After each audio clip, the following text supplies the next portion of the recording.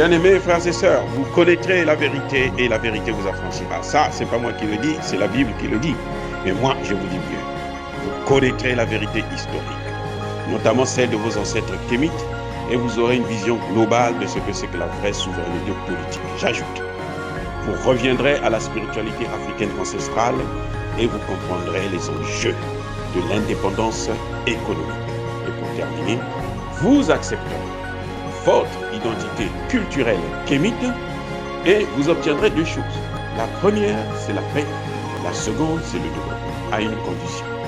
L'unité de toute l'Afrique noire, l'unité de tous les Noirs du monde entier. Otep à tous, bienvenue sur la chaîne des panafricanistes par essence, par conviction et par excellence. Celle des citoyens kémites par nécessité et obligation de combat. Nous sommes une chaîne qui n'est guidée que par nos ancêtres et rien que par les ancêtres qui appartiennent à l'égrégore du monde noir. Par conséquent, nous ne croyons en aucun Dieu venu de l'étranger. Toutefois, cette vidéo n'est aucunement destinée à inciter à la haine ou à la violence, car nous menons un combat qui est d'abord et avant tout spirituel, intellectuel et démocratique. Ensuite, il est politique, géopolitique et géostratégique.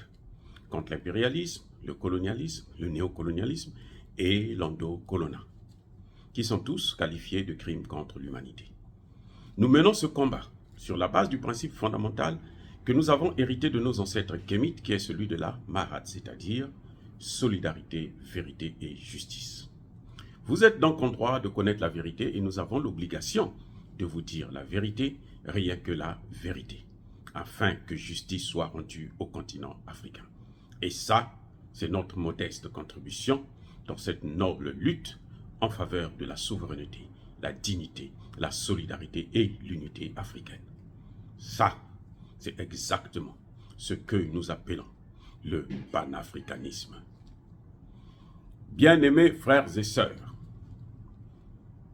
Blé Goudé, à travers un message subliminal adressé à des populations, des pro-Ouattara, visiblement la population musulmane qu'il manipule, il traite Laurent Gbagbo de fou. C'est incroyable. Incroyable, mais vrai. Blé Goudé aurait rencontré le ministre de la Défense et le ministre des Affaires étrangères, plutôt de l'Intérieur français. Certainement qu'on lui aurait promis le pouvoir, parce que la France continue à agir en père, hein, ce qu'on appelle le paternalisme. Elle continue à croire que c'est elle qui doit faire et défaire les gouvernements en Afrique, et notamment en Côte d'Ivoire, qui, malheureusement, avec Alassane Ouattara, est la chose de la France. On lui a promis qu'il devrait donc remplacer, puisque Guillaume Soro a été mis à la cathode, donc c'est lui qui veut maintenant remplacer Guillaume Soro.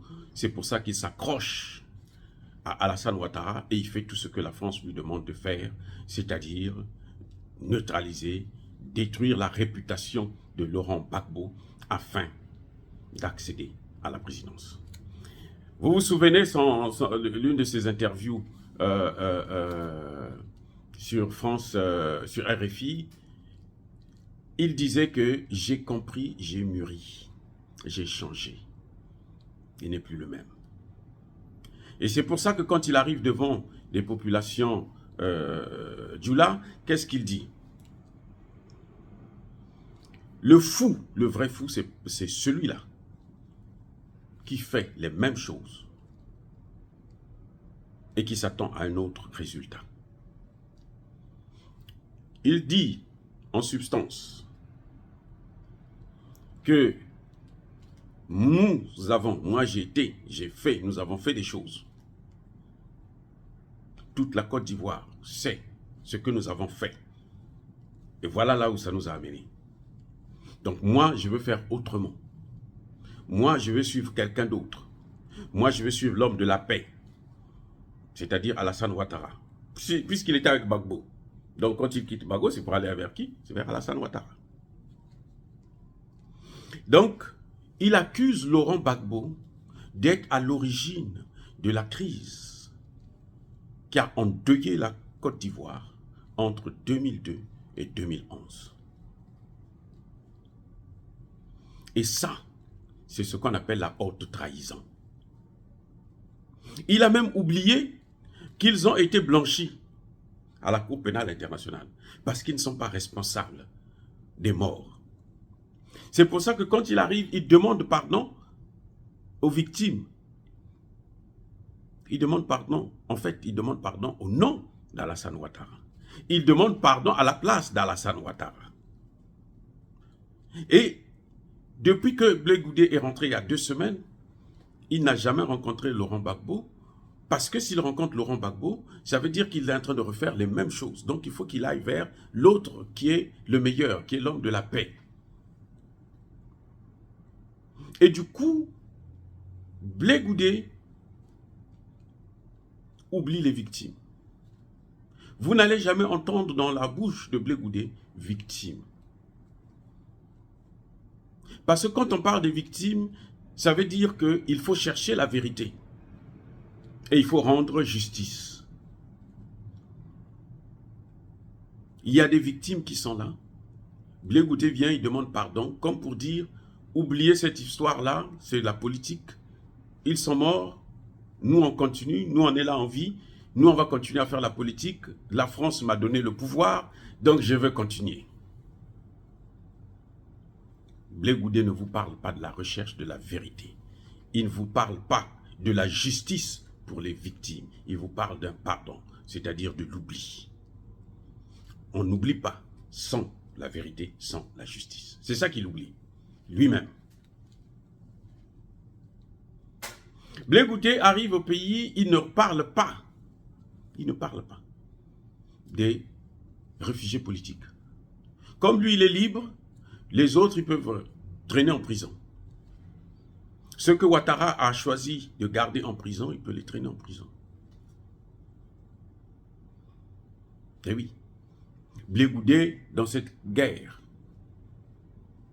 cette crise de 2002 à 2011, ne vous parle pas de la responsabilité de leur parrain français, de la responsabilité de la France.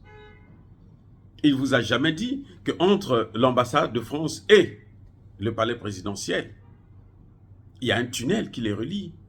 C'est par ce tunnel-là qu'ils sont rentrés pour aller prendre Gbagbo. Entre-temps, ils ont pris le soin de tuer tous les jeunes qui formaient un bouclier humain pour protéger Gbagbo autour du palais présidentiel.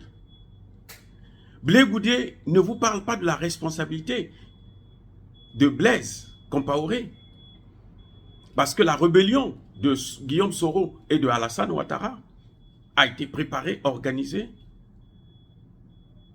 au Burkina Faso, à la demande de la France. Blé Goudé, bien entendu, il ne va pas vous parler de la responsabilité de Soro. Au contraire, il va certainement le condamner, puisqu'il veut prendre sa place auprès d'Alassane Ouattara. Ce que Blé Goudé oublie, c'est que Blé Goudé ne mesure pas le rôle, le sort de Blaise Compaoré, le sort de Guillaume Soro. Guillaume Soro était là, à sa place. Blé Goudé aujourd'hui tourne, circule dans tout le pays avec tout un cortège. Où est-ce qu'il a eu l'argent? Il a été certes ministre, mais Alassane Ouattara n'a pas reconnu son titre et son poste. Donc, il n'a pas été dédommagé à ce titre. Eh oui les gars, ce n'est pas à La Haye non plus qu'on lui a donné l'argent. Il avait demandé à La Haye, les Blancs ont refusé. Ils ont dit non, on ne peut pas te donner l'argent, tu es fou. On va te donner l'argent pour aller battre campagne contre nous encore. Donc, ce type qui est fou en fait, qui fait les mêmes choses, c'est lui qui fait les mêmes choses. C'est pas Laurent Gbagbo. Aujourd'hui, on parle de la démocratie en Côte d'Ivoire. C'est à cause de Laurent Gbagbo et Simone Gbagbo. Ce n'est pas à cause de Houphouët-Boigny, ce n'est pas à cause d'Alassane Ouattara. Non. C'est Laurent Gbagbo et Simone Gbagbo. Laurent Gbagbo, les deux ont d'ailleurs même fait la prison pour ça, pour la recherche de la démocratie. C'est un combat qu'ils ont mené toute leur vie. Ils ont sacrifié leur vie pour qu'on puisse avoir la démocratie, le semblant de démocratie que la France est en train de récupérer, est en train de boycotter, est en train de manipuler. Ce n'est pas Blé Goudé. Oui, il arrive, il rend pas visite à son ancien patron, le président Gbagbo, mais ça, ce n'est pas le problème. Mais qu'il arrête d'aller l'insulter par-ci, par-là. Parce que on n'apprend pas à un vieux singe comment faire les grimaces. Croyez-moi. On ne peut pas aussi interdire à Laurent Gbagbo de faire la politique. Laurent Gbagbo est l'un des rares hommes politiques ivoiriens qui a demandé des comptes au gouvernement ivoirien pour les mercenaires ivoiriens détenus au Mali. Il a demandé, donnez-nous les dossiers, nous sommes assez grands, on va lire. Répondez à nos questions, nous voulons savoir qu'est-ce qui se passe, au lieu de nous créer des ennuis avec nos frères maliens. Ce que lui, Blé Goudé, n'a jamais fait. Non, il ne peut pas parler des mercenaires, il ne peut pas soulever cette question, parce qu'il sait que s'il soulève cette question, il part en prison. Il vaut mieux se taire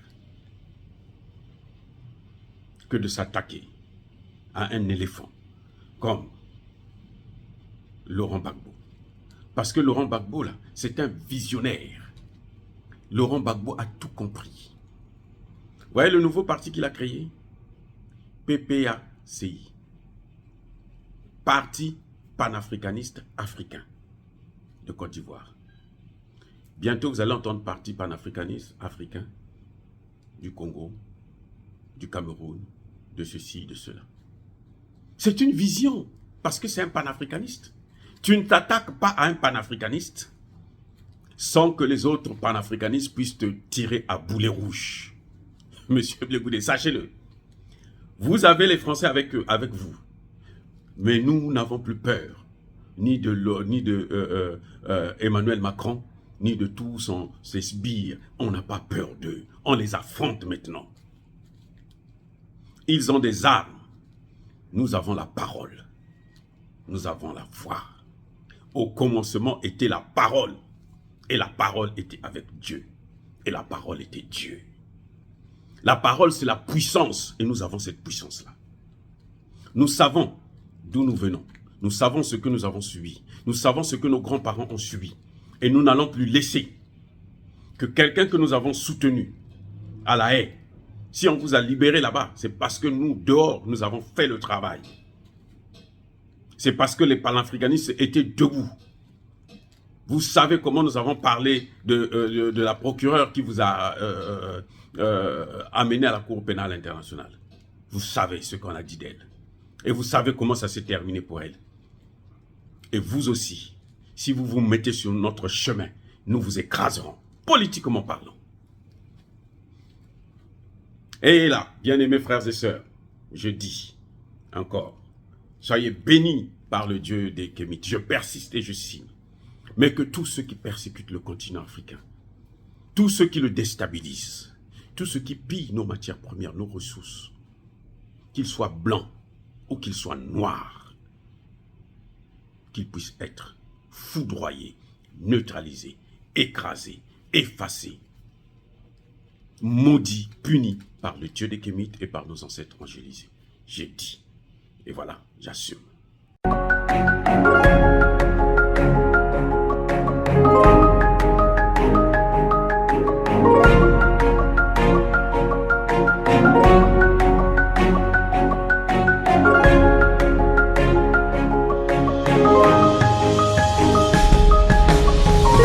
Eux, ils marchent par la foi et non par la vue. Mais moi, je vous conseille vivement de marcher par la connaissance scientifique et historique, notamment celle de nos ancêtres kémites, par les 5 sens et par l'intelligence. À vous, à Pierre.